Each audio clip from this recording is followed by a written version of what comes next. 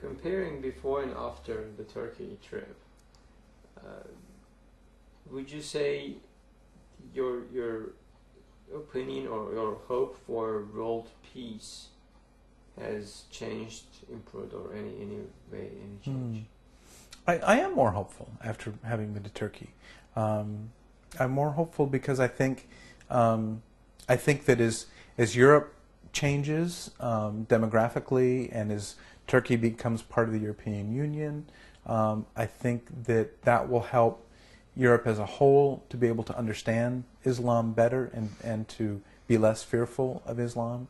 I think as Turkish American partnerships become stronger, I think that will also help for better understanding and break down the stereotypes, not only that Christians have of Islam, but also some of the stereotypes that happen about Christians. I mean, we have representatives in the Christian community who are saying all kinds of crazy things that embarrass us as Christians, and unfortunately that's the stuff that gets picked up in the media and on websites and gets spread around. And so it's nice to be able to talk with ordinary people in their own homes, on the other side of the world, in a place like Turkey, and say, that's not those Christian descriptions of hostility or of exclusivism or of superiority or judgmentalism is not the Christianity that I live out. It's not the Christianity that I come from. It's not part of my tradition.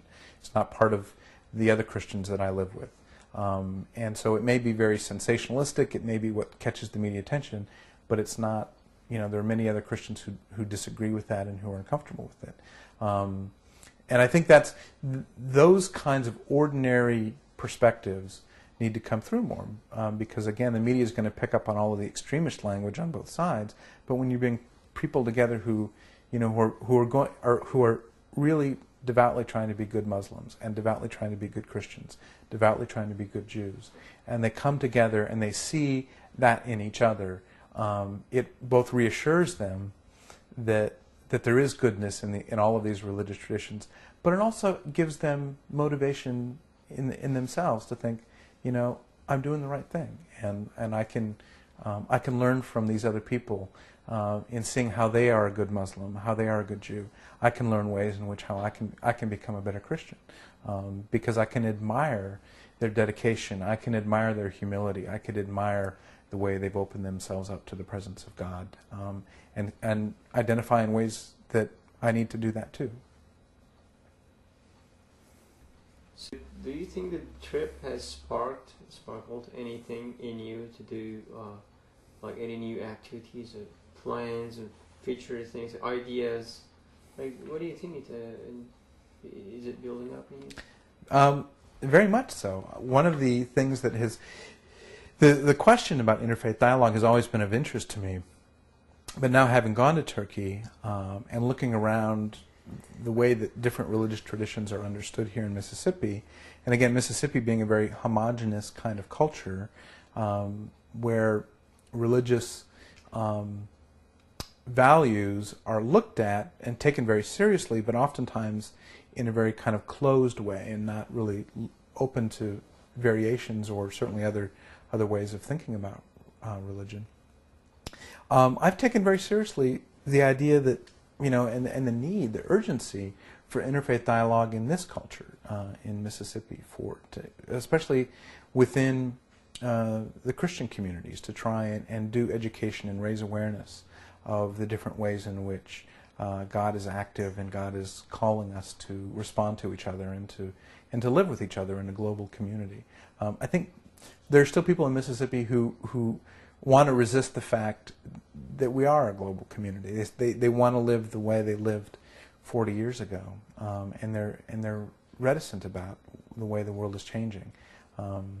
But that world doesn't exist anymore, and we need to take each other with care. We need to be neighbors to each other, and we need to learn about that. We can't pretend that we're isolated anymore. We don't have the luxury of ignorance that we may have had a generation or two ago. And so I've rededicated in my own teaching and in my own research a renewed interest in trying to educate my students here in Mississippi and my colleagues about the need for greater interfaith dialogue. So, consider revisiting Turkey, or Sure. small, any time before about Mr. Fethullah Gulen's name, or did you read anything?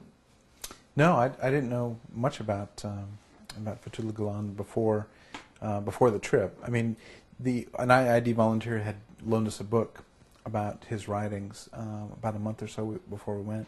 That was really my first exposure to his thinking and to who he was and something about his movement. And so the trip was a great exposure, a great introduction to learning more, and whetted my appetite for wanting to know more about Gulen. I read several of his books when I came back from Turkey and enjoyed them tremendously.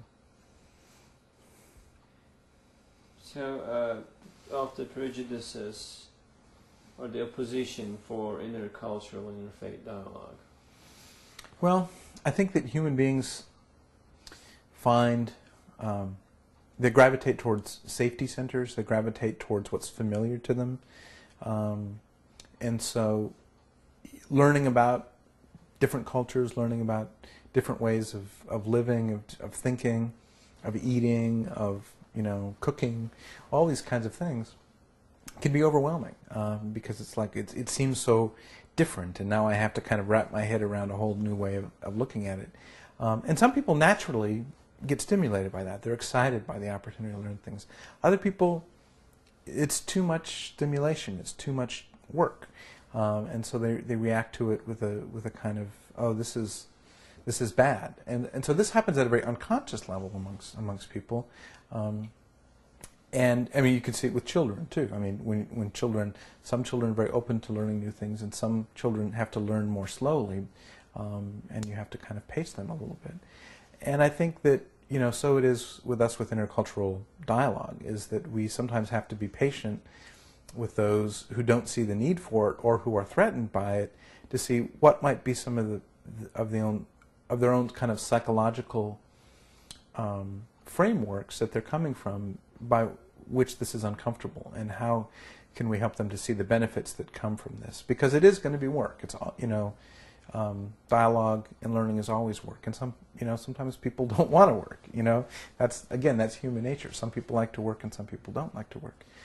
Some people like to learn and some people don't. But I do think that over time, trying to be patient with them and help them to see that their own welfare, their own benefit is increased when people can get along, and when these cultures can better understand each other, and the misunderstandings can be overcome.